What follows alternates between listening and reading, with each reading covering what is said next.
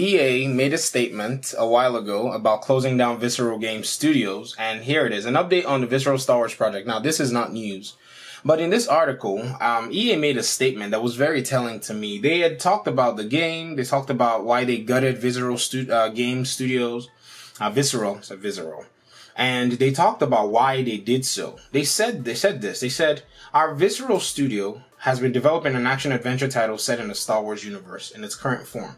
It was shaping up to be a story-based linear adventure game. Throughout the development process, we've been testing the game concept with players, listening to the feedback about what and how they want to play, and closely tracking fundamental shifts in the marketplace. And then they said this. This is what they said that was very telling, and it's worded very well. It said, it has become clear. They never said based on our conclusion. They just said it has become clear that to deliver an experience that players will want to come back to and enjoy for a long time to come, we need to pivot the design.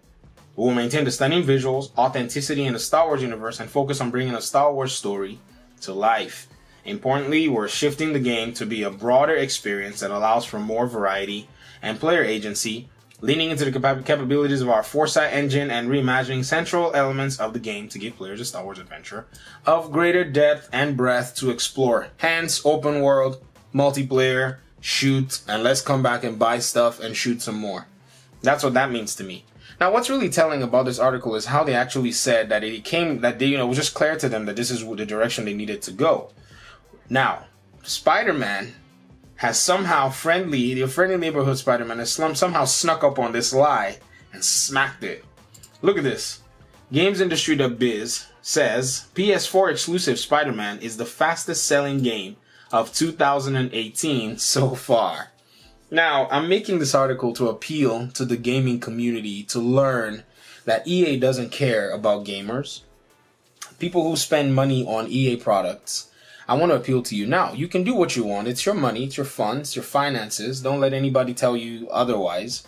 But at least allow me to appeal to, a side of you that's probably wishing that EA would get better. Because yes, there is a side of you wishing that EA will get better. And even if you're a content creator, I think we content creators need to speak about these things. A lot of content creators, continue to play EA games. And they're good games, but they need to speak up. Or, if they don't want to speak up, that's fine too. It's their business, it's their prerogative. I'm not trying to make anybody do anything.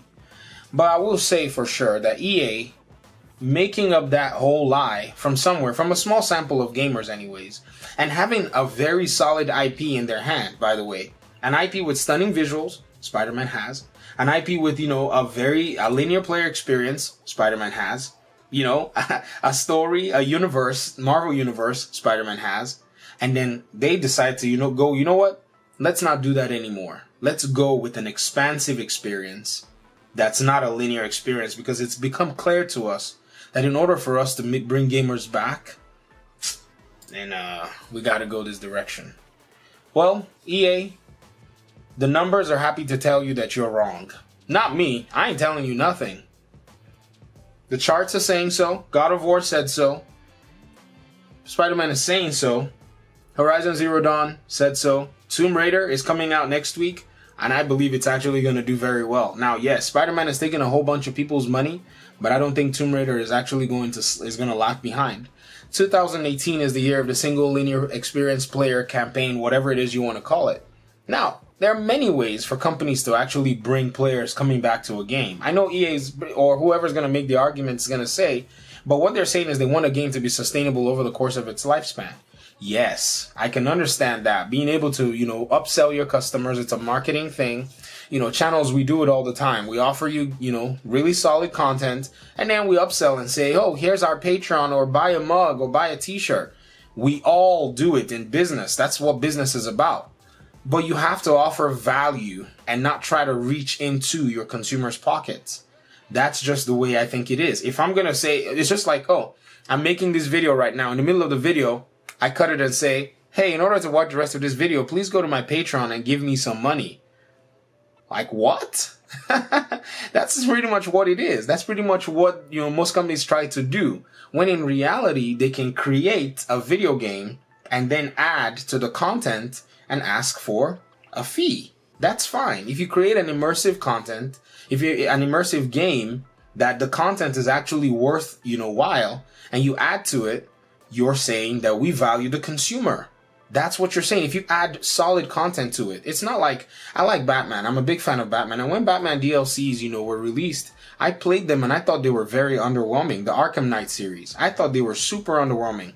Even the Arkham City, the DLC, also very underwhelming. A whole bunch of like time trials and all that kind of stuff. Even Arkham Origins that I played, the DLC was also underwhelming.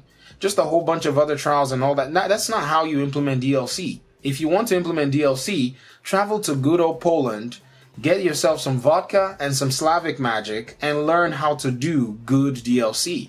You see, there's a template on how to do it right. Some companies have already put that template out there, and Sony and Spiderman and God of War and all these exclusives are putting the template out there. And I think companies need to follow suit. So imagine if EA actually made this game. They'll do exactly the same thing that they did to the Star Wars game to it. They will definitely try to take this game to a microtransaction-fested or multiplayer style game that no one is going to want to play. That's pretty much what it is. Because I'm looking at this story where if you say, well, Spider-Man had such a big following and a big universe, you can make the same argument for Star Wars.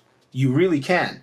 And that game was already in development. I don't know if it was Star Wars 1313, but it was a Star Wars game. And so I sat here to make this provocative video to make you think and say, would this game have this much success? Would this game be able to deliver to its consumers the value that it has if EA had made this game? And that's the question that I want to ask today. And I want you to leave in your comments, if EA had made this game, what would it look like in 2018 based on the trends that we've seen? I don't think we're going to have the product that we have on our hands right now. And so read these articles and look at them and see how well Spider-Man's doing, beating Far Cry on, and Far Cry was released on multiple consoles, almost edging, going almost neck to neck with Batman, which was released on multiple consoles as well. But, Batman didn't have digital, there weren't a lot of strong digital sales as actually attested by this article. So the analytical side is, digital sales weren't that strong when the, PS4 and the Xbox One were first released.